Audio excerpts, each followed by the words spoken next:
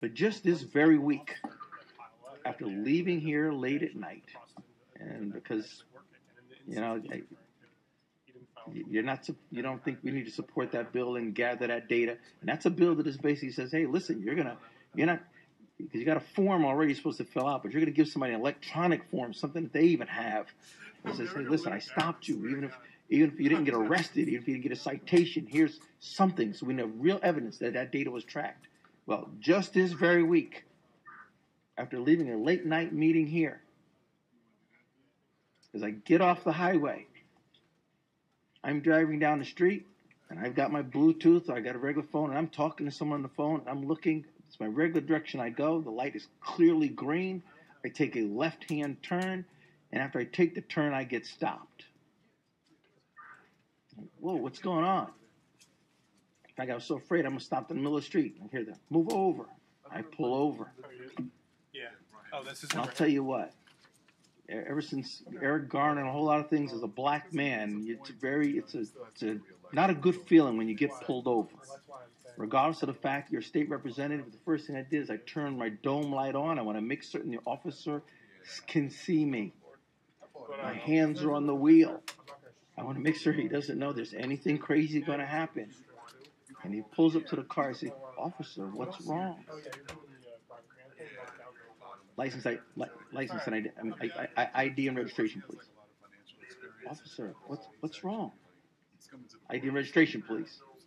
No response. I'm trying to find out, is there probable cause? What happened? All right. He turns, he walks back to his car. Not in a tone that's making me feel good. I'm saying, what is the reason this guy has just stopped me? Obviously, he runs my thing. And I knew the moment he ran it, as he's going to find out that, yeah, he is a state representative. He's pretty well known. All right.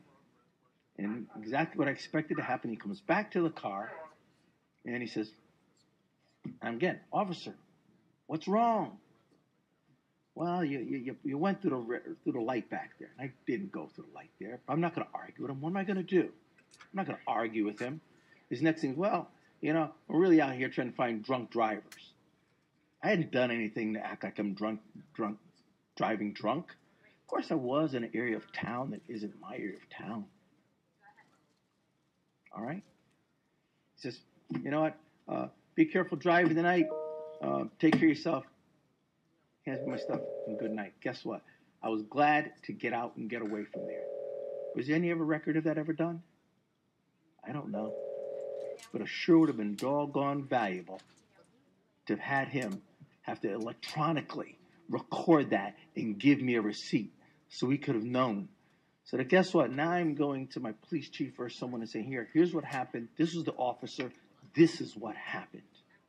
Still going to be his word against mine in terms of, whether I went through the red light or not. But the fact that I'm asking very simple questions. Why didn't he tell me in the very beginning? Why? He stopped me. Why didn't he? Rather than wait until he could run some ID and maybe find out, does this guy have warrants? He's an African-American male. That's the kind of things that go through my mind. A lot of what you've heard today and everything else is perception. And there are bills that we're trying to put in here to make certain that, quite frankly, it actually protects the perception that people in our community have of police officers. It's not to make the job harder. The perceptions we have are real because of the way that we are treated is real. We are treated differently. And I'm a gentleman. I had a suit and tie. I'm sure you couldn't see that until he stopped me, but could clearly understand me that I was African American. So that's why this is necessary. Now, with that story I just told you, isn't that worth having that person? Because you already got to do the form. Isn't it worth having that to keep you safe and be able to say, listen, we recorded that stop. Whether you got a ticket or not, there's something there. There's real evidence. Because you know what? I don't think he recorded anything. I am going to find out whether that did happen. Whether there was something recorded for that stop. I don't think so, though. Because that gentleman knows he had no good reason to stop me. As a grown man, to me, have to go through the humiliation that I went through was unnecessary. And that's what we're trying to stop. When the good officers that are working so hard have to deal with the stigma that's created by those that don't. Because they treat us as less than human, less than equal. It's wrong. And we're trying to create laws here to change that. That actually honors the officers that are doing the right things. What is the racial profiling? I would ask that you help support us to getting this done. Books? Racial profiling is alive and well in America, the state of Connecticut. Take it further. Respond if you will. I appreciate your comments, and I think we all certainly agree that law enforcement needs to have the trust of the community in order to get the cooperation of the community. I think